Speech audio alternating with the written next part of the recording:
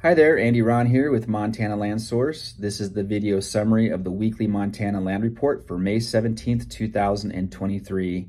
First off, I want to give a shout out to Livewater Properties. Thank them for bringing me to Jackson Hole over the past couple days. They invited me down for an annual broker meeting that they have. It was great to go to Jackson and hang out with those guys, give a bit of a presentation on the market and have conversations with them about the market, particularly as it impacts recreational properties, which is their specialty.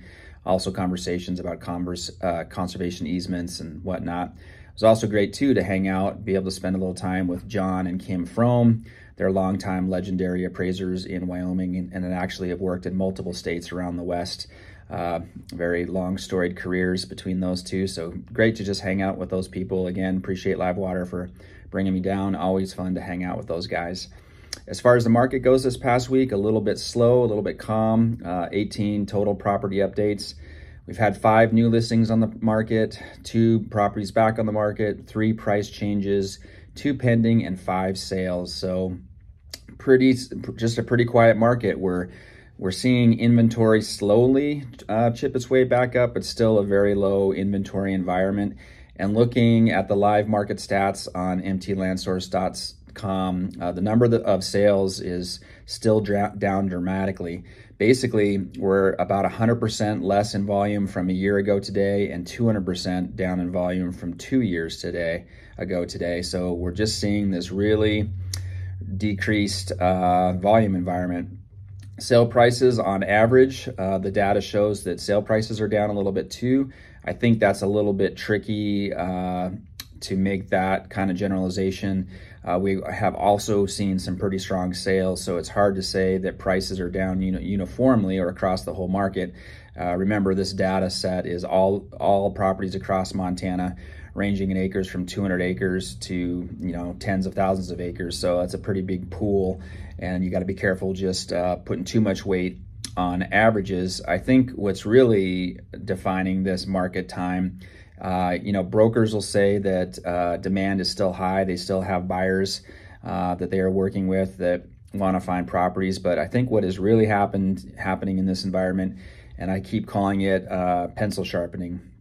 Buyers are sharpening their pencils. The desperation, the urgency has seemed to left. Even though demand still might be there, these buyers have sharpened their pencils. They're looking closely at whether a property will work for them or not, and they're just not anxiously pulling any triggers, so to speak.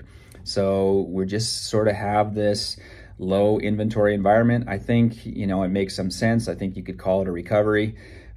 We had 2.5 years or so of blistering growth and increase in the market. I think we're just kind of recovering from that. But in general, it still seems like there is demand out there. Like I say, they're just a bit picky, have sharpened their pencils. Inventory is an issue. We're starting to see properties creep back on the market. They're generally taken out of the market at about the same rate, with just a slight increase in volume moving forward. So I think we're going to be in this environment for a while. We're pretty much coming into peak marketing listing season here. You always hear rumblings about new properties coming on the market and whatnot, which I'm sure will be true to some extent, and we'll just see as the summer plays out.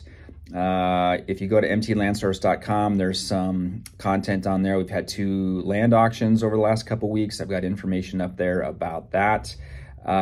Coming up, as far as news and events, there's the Montana Ag Lenders Range School.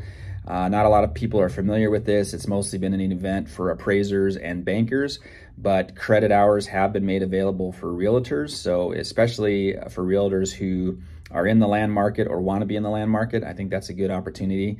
It's a lot of fun. We're hosted by a ranch, camp out on the ranch. Of course, you can go to town and stay in a room if you want as well, but we're outside of Lavina on the LaFelt Ranch this year.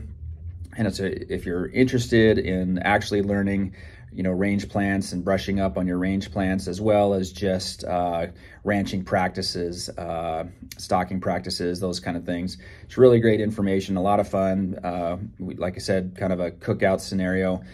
We eat well and drink well as well, and it's just a good time. I'm heading to the Bucking Horse sale here in a couple days. That's always really fun too in Miles City, a very long-standing historic event. It's always fun to run into people there and talk shop and whatnot. So that's the report for this week. Thanks everybody for staying tuned, and we will see you next week.